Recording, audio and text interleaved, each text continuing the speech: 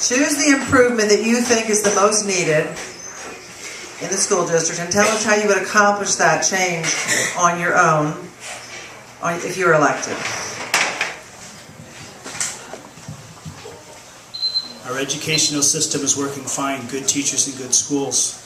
What we need is a 1-3 year and financial plan. The same thing I said at the first hometown pack. To do that, we need line item budgeting, guys. We need to know where our money is. We need that accounting system, that fiscal management system that we do not have and the district has never had. Those of you who are familiar with the school district, we have a computer system called TERMS. It's our management system. For whatever reason, they never activated the financial management component. Number one, financial planning, fiscal responsibility, budgeting, and accounting. Would you read the question again, please?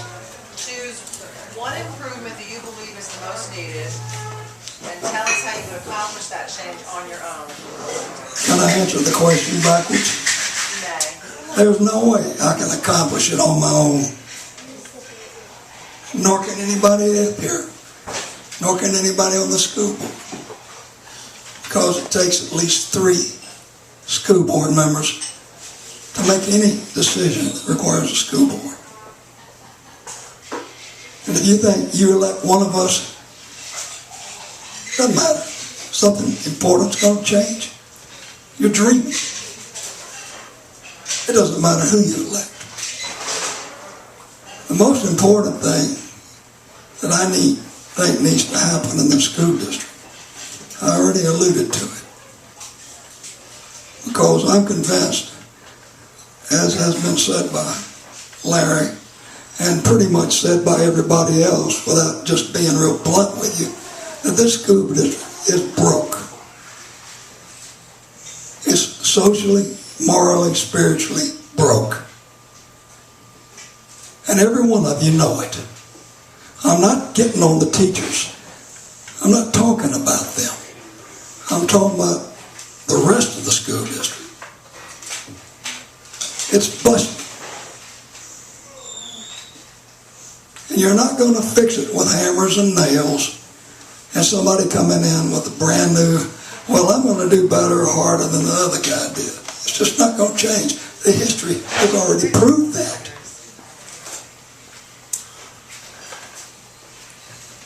And I'm going to suggest again that if you want your school, where your kids go, to be a better school, better run, and everybody's happier, you get the principal, the parents, and the teachers together and vote for that to be a charter school and get it out from under the Kremlin over there in Trumbull. Who's next? I think one of the most important things that needs to change about that school board is the mentality of it. I don't believe that we are thinking out of the box, as someone here mentioned before. We knew this crisis was coming down the pipe. We knew it was coming, and what did we do about it? We talk about the friendships that some members have in Tallahassee. We talk about many, many different things. Goodwill with the city of Key West, who last I heard is not broke. The way that they think doesn't make sense to me. I do not have a strong background like Mr. Cunningham has, but to me it's a common sense approach. How can you think that doing the things that we have done lately are the responsible and best things for our community? You talk about giving teacher raises during the meltdown. Is that the responsible thing to do? I don't think so.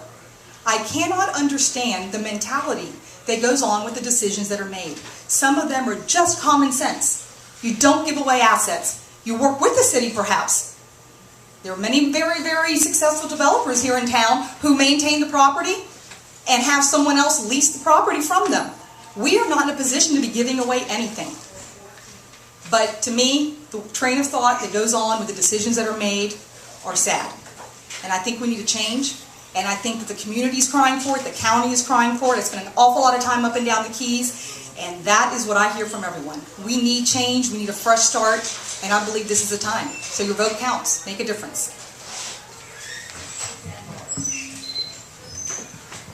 There's no doubt in my mind, or anyone that's in this room, that the Monroe County School District has faced some really challenging financial difficulties. I think we need a barometer to see if that has changed. I've heard some rhetoric that it is changing, but I am not convinced. I think what we have to use for that barometer is our academic programs in the schools themselves. I think the PE issue at Sugarloaf is just the tip of the iceberg. There are other programs we have to keep a keen eye on. We have to look at the academic programs at all levels. We have to hope and maintain it, and our teachers do a very good job.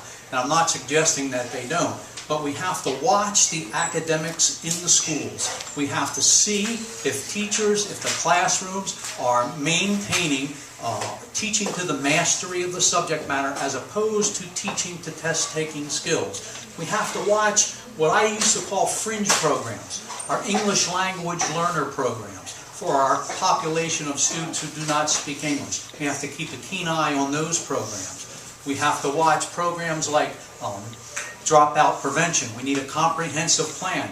These are the types of programs that are quickly cut when you are in financial difficulty. We have to maintain vigilance, we have to watch what happens around us, and we have to react before it's a crisis.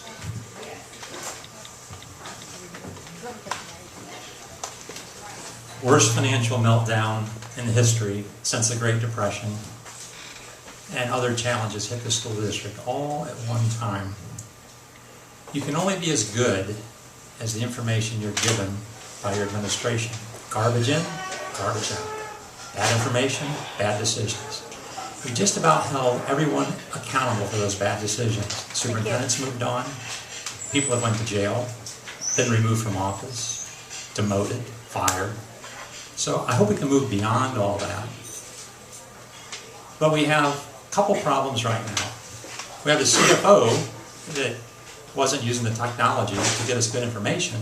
And then we created a chief of staff position who seems to know how to give us good information, but who may have misrepresented himself and his credentials. So when Mr. Porter gets here, it is my plan to make a motion to eliminate the position of CFO and eliminate the position of chief of staff, and put an advertisement out for a qualified school finance officer. That's what we need. That's the most critical position in the district right now, and that's what we're wanting. And now that we're going to get a superintendent who's accountable to the school board for the first time in history, I know he appreciates that position, and I know that he'll not have a problem making that recommendation when he gets there. What you've heard up here is a lot of different words saying the same thing. There is no foresight. There is no planning. What we're doing is reacting, I should say, with knee-jerks to various crises that are coming up. Surprise, the guy didn't have the qualifications he said. Well, who vetted him? What's the procedure for vetting? Apparently there isn't one. Are we planning to put one in place? No. What are we going to do about hiring a man to help us select a new superintendent? Pay him $8,000. Tell him he's not needed. Pay him the $8,000 and tell him to go away. So where do we stand? All we're doing is saying, we don't believe in planning, we'll react to whatever comes up. Thank you. Mr. Griffith spoke about hiring a chief financial planner. This school district needs one, and it's needed one for the last 20 years. I took a look at the bonded indebtedness of this school district. Roughly, face value, there's about $90 million in bonds out there. Then I looked for the hedge. Right now we're paying, on average, about 5% on these bonds. The problem is the current market rate for municipal bonds is 0.5%. Okay, why don't we refinance? We can't, because those bonds that we sold, if we went to buy them back, we'd have to pay sky-high prices. Well, this is nothing new. Every business on Wall Street that carries bonded indebtedness carries a hedge against their bond portfolio. What am I talking about, a hedge? You know the old expression, you hedge your bets? Well, that's a professional financial term. You take an offsetting position in the derivatives market to protect yourself against changes in interest rates. Had this bond portfolio been hedged like it should have been, and if we had someone on the board who knew anything about finance, they would have said, wait a minute, we just issued these bonds, where's the hedge? Had we had a hedge in place, we wouldn't be paying 5% now, we would be paying 0.5%. What happens is, when your bonds go up in value, your hedge goes up in value. So you take the profits and you buy back those bonds and then issue new bonds at 0.5%. The lack of financial controls and lack of financial planning is why we are where we are today. And we are in bad shape today financially because no one was at the helm handling the money correctly, and nobody on the school board had the expertise to overlook it and make sure they were making the right decisions.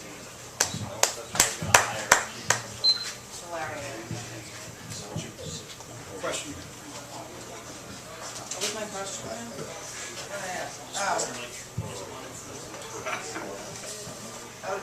Choose one improvement that you feel is the most needed, and tell us how you would accomplish that change on your own if you were elected. Okay. Kids, help me out a little bit, maybe you adults. In The Wizard of Oz, how does it go? The Scarecrow needed courage, was it? He needed a brain. The lion needed a heart. He needed courage. Come on, you gotta work with me here. What is it? Tin Man needs a heart, the lion needs courage, and the straw man needs whatever. The school, now let's get the yellow brick road out there. The school board needs a set of testicles. That's what's missing right now. They don't make bad decisions. They don't make decisions. When I was a kid growing up in Pittsburgh in the alleys, we had a game we called Kick the Can. That's what the school board does. It kicks the can down the road. And we do that all the time. I go back to the point I was making before my time ran out earlier about taking no votes during the whole search for superintendent.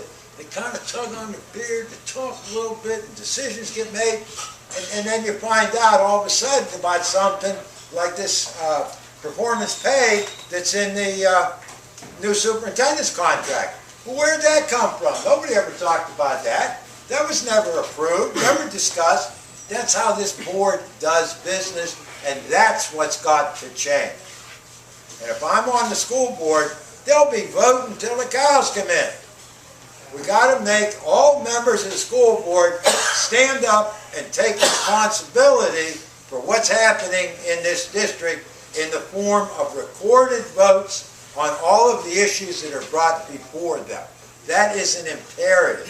And as I said, if I'm elected, I will make those motions that they take the votes, and then we'll see who stands where, what, when, why, how. Wait, yes, thank you. You haven't responded to that question.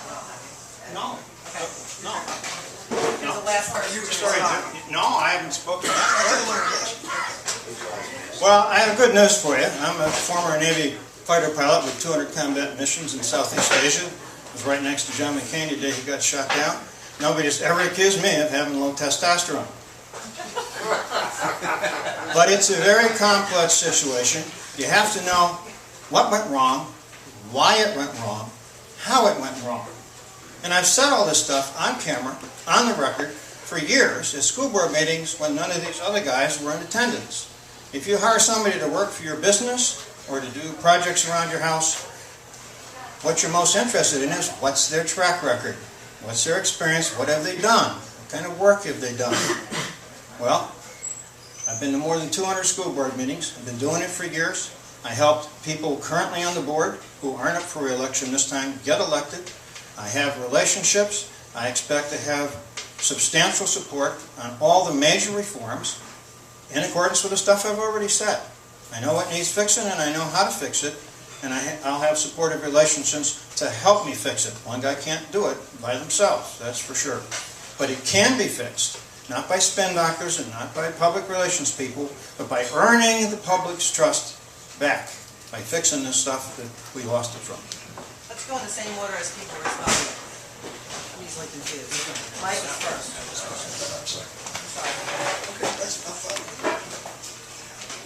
One thing that I'm looking at is two comments were made. First of all, it's correct. No one individual can fix this.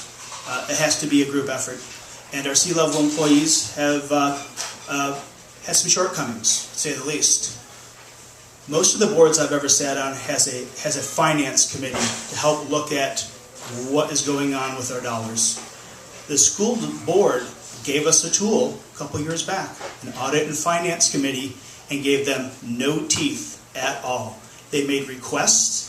A board committee is making requests and did not have the information that they needed almost 12 months later. I'd like to see that Audit and Finance Committee be retooled into a real finance committee. A board member, a staff member, experts from the community. This is what we need, is that group effort, and that's certainly a way to get one step in the right direction. Thank you. I told the Audit and Finance Committee they ought to disband because obviously it was a trick that it was invented to begin with to make it look like the school board was sincere about doing something about what was wrong. And they never paid any attention to the Audit and Finance Committee. So I told them to disband. Had an Audit and Finance Committee meeting. Told the school board that too. Captain Ed has been a de facto member of the school board for over 10 years. He has sat there next to him, talking to him during the school board meetings, advising them, helping them get elected, and look at what we got. You have to take that in consideration. Andy Griffiths and the whole school board knew this internal auditor was not a CPA when they hired him. They knew it because the firm they hired to vet his application told them they could find no evidence that he was a CPA in Florida. It turned out he hadn't been one in New York since 1983 or something.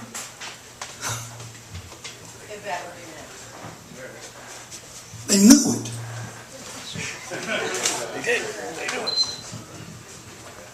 You know, I listened to this about hiring a new CFO and all of the other positions, but, you know, I have to question, is that going to be at more fiscal irresponsibility? I mean, we just paid, as someone mentioned, a headhunter in order to help us find a superintendent who decided we didn't need his services after we had paid the majority of the money. We brought the internal auditor in. For some reason, they must feel that our HR department at the school board isn't qualified because $20,000 was paid to find him. So is this going to cost us more money when we go out and look for new people to replace the people that we just hired off of these headhunters? And yes, I agree. You know, obviously, the fact that Mr. Gentili was not a CPA seemed to have been out there. I don't understand how it seems to come as a shock to people. Anyway, thank you for the time and thank you for having us here tonight.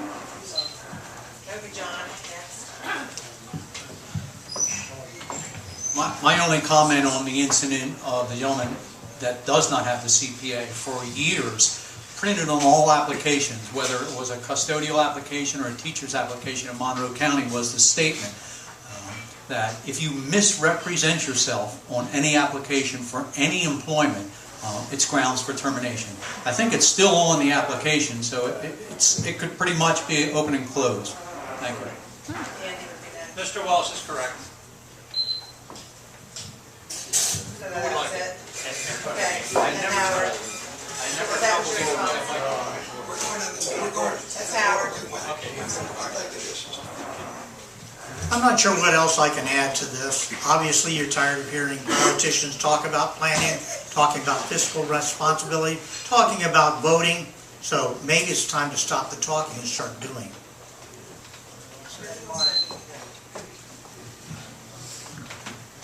Well, for months now, I've been railing about the school district problems created by financial mismanagement by the school board. I've been criticizing the school board, but I want to say something positive tonight. I've substitute taught in a couple of schools. I've got out there and I've met the teachers, and we have some of the finest teachers in the world. These are dedicated professionals, and I feel this...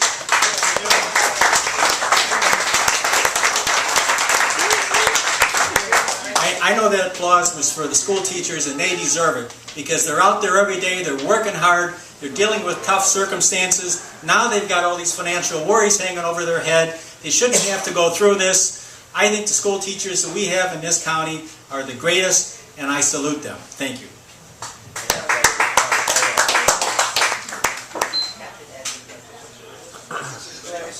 No, I think it's Larry's turn. Larry, I did. And then him. Okay. Who's on first? Right. Either way. All right. Absolutely. I don't know, did I ever tell you guys my grandfather stood next to Custer at the Little Bighorn? Andy Griffith said something I gotta call him on, about accountability. When we were having all these problems, the latest series of problems last spring, John Dick went on Bill Becker's morning show and talked about how heads will roll. And I don't know where else he told people, heads will roll. They went back on Bill Becker's and said, the heads have rolled. So I said, hey John, give me a list of heads. I'm still waiting, because no heads roll. One of the hallmarks of this school district, at least on the administrative side, is we don't hold anybody accountable for their behavior, mistakes or other.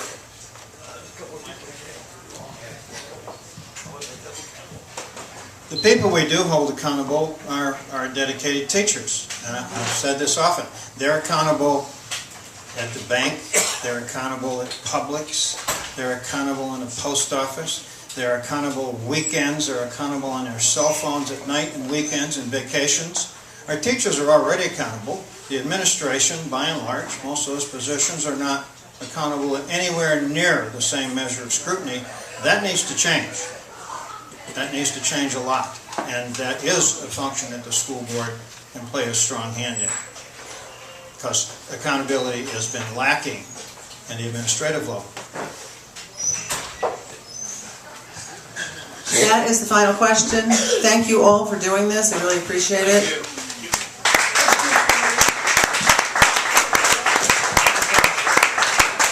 And we're going to do the next one before the general election, so there won't be any more before the primary.